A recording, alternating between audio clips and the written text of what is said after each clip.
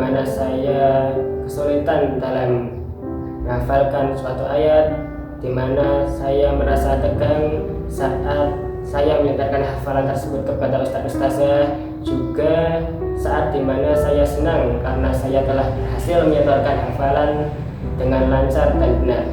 Paling saya ingat selama belajar menghafal Al-Quran yaitu suasana yang intens dan kesulitan saya dalam menghafal surat-surat tertentu. Saya menghafalkan surah-surah yang saya tidak bisa. Yang paling saya ingat itu adalah prosesnya. Terkadang saya harus mengulang hafalan beberapa kali sampai benar dan menjaga hafalan agar tidak mudah lupa. Selain itu, yang paling saya ingat adalah suasana ketika menghafal bersama teman-teman dan nasihat serta motivasi yang diberikan oleh ustadz-ustadzah.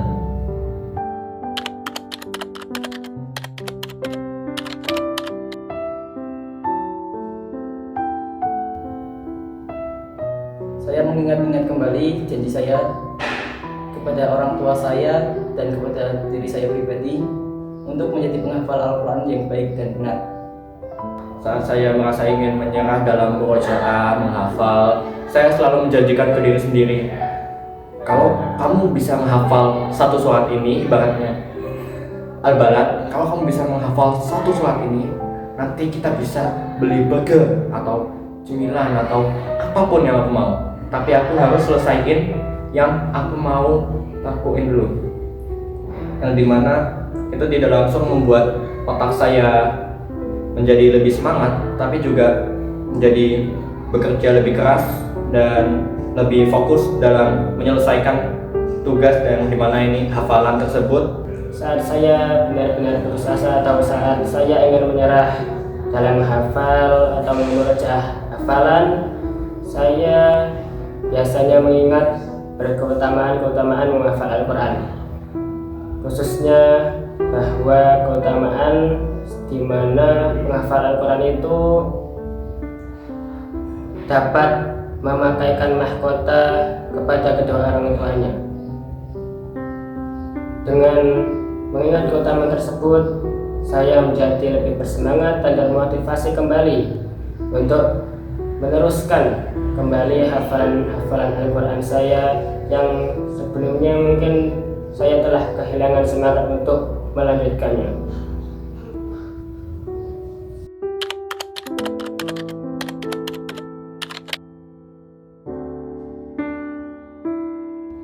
Kalau di MTS biasanya guru, contohnya Bu Fatoya. Bu Fatoya itu orang yang sabar dan perhatian ketika saya salah membaca kol-kolahnya, dan begitu juga guru-guru lainnya. Menemani saya adalah guru dan yang mendukung saya adalah orang tua. Yang paling sering menemani dan mendukung saya selama menghafal Al-Quran itu adalah orang tua dan guru. Ya, saat di sekolah, para ustaz-ustazah selalu siap untuk mendampingi dan membimbing saya selama saya berusaha menghafal Al-Quran. Dan mereka juga senantiasa memberi saya motivasi, yang dengan motivasi tersebut saya menjadi lebih bersemangat untuk menghafal Al-Quran. Dan di rumah orang tua saya juga mendukung saya dalam menghafal. Mereka bersedia untuk mendengarkan setoran hafalan yang sudah saya setorkan sebelumnya ke guru, yang saya setorkan kembali ke orang tua. Dan mereka juga senantiasa mendoakan saya agar saya dimudahkan dalam menghafal Al-Quran. Sering menemani dan mendukung aku dalam tahfiz, dalam hafalan adalah kedua orang tua tersayangku, keluarga tercintaku, dan guru MTS yang selalu mendukung, membantu dalam memperbaiki kesalahanku dalam memurojaah dan memberikan aku motivasi dan tujuan untuk kenapa aku harus hafalan dan untuk menjadi salah satu muslim yang terbaik.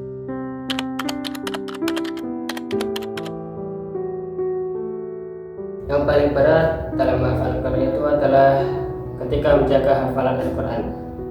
Untuk menjaga hafalan, kita harus senantiasa memurojaah dan mengulang-ulang hafalan. Yang mana memurojaah itu membutuhkan usaha yang keras dan waktu yang tentunya tidak sedikit. Karena itu memurojaah ini bukanlah hal yang mudah. Jadi menurut saya memurojaah atau menjaga hafalan itu adalah hal yang paling berat dalam menghafal Al-Quran, yang dimana murojaah ini berperan penting agar hafalan Al-Quran kita itu lebih terjaga sehingga dapat melekat di otak secara terus-menerus.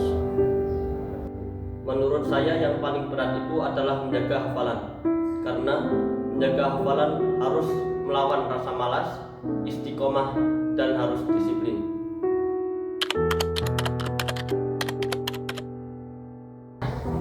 Jujur, saya senang dan sangat bangga pada diri saya sendiri karena saya bisa menghafalkan ayat-ayat suci Al-Quran. Perasaan pertama saya ketika saya berhasil menghafalkan surat yang telah saya hafalkan yaitu senang dan bangga kepada diri sendiri, karena surat yang kita hafalkan sendiri dapat tercapai dan bisa menjadi salah satu motivasi saya untuk bisa menghafal surat-surat selanjutnya. Saya rasanya sangat senang dan terharu.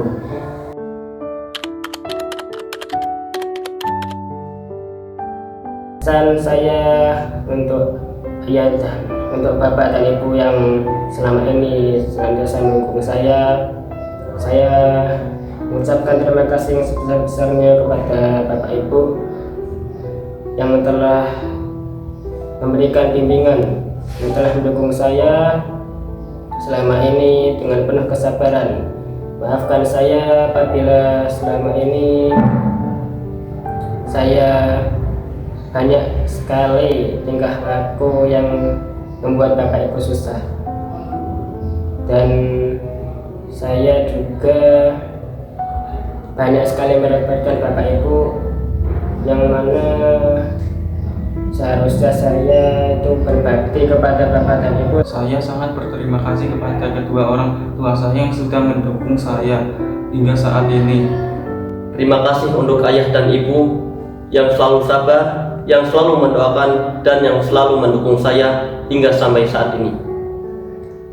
Mama, Papa, terima kasih karena telah mengajarkan aku untuk menjadi orang yang lebih baik dan menjadi seorang muslim yang lebih sukses, dan juga mengembangkan karakterku untuk menjadi orang yang suka membantu untuk menghafal dan memahami Al-Quran lebih baik lagi, dan insya Allah dapat membawa orang-orang lain ke surga bersamaku juga. Terima kasih kepada Umi Abi yang telah mengajari saya dari kecil hingga saat ini dengan sabar dan penuh kasih sayang. Maafkan saya dengan perbuatan yang telah saya perbuat, ucapan yang mungkin melukai hati Umi Abi.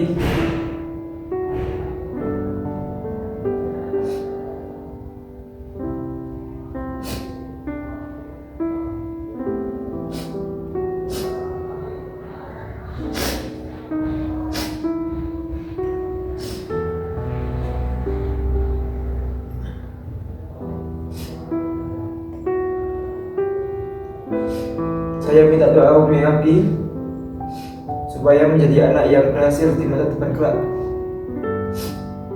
Terima kasih untuk ayah dan ibu yang sudah mendukung saya dan mendoakan saya.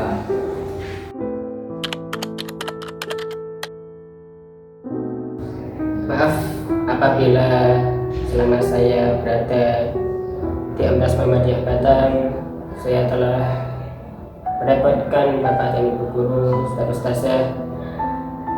Jadi saya meminta maaf yang sebesar-besarnya atas segala kesalahan yang saya perbuat pada ustaz-ustazah. Ustadz dan Ustazah, terima kasih ketika saya sulit menghafal. Ustadz dan Ustazah sering sekali membantu saya dalam menghafal Al-Quran. Misalnya ketika saya salah menghafal kol-kolanya, nada, dan apapun itu. Saya terima kasih karena sudah membimbing saya semaksimal ini dan sejauh ini. Terima kasih kepada Ustadz dan Ustadzah yang tidak bisa saya sebutkan satu persatu, yang telah mengajari saya baik di dalam kelas maupun di luar kelas.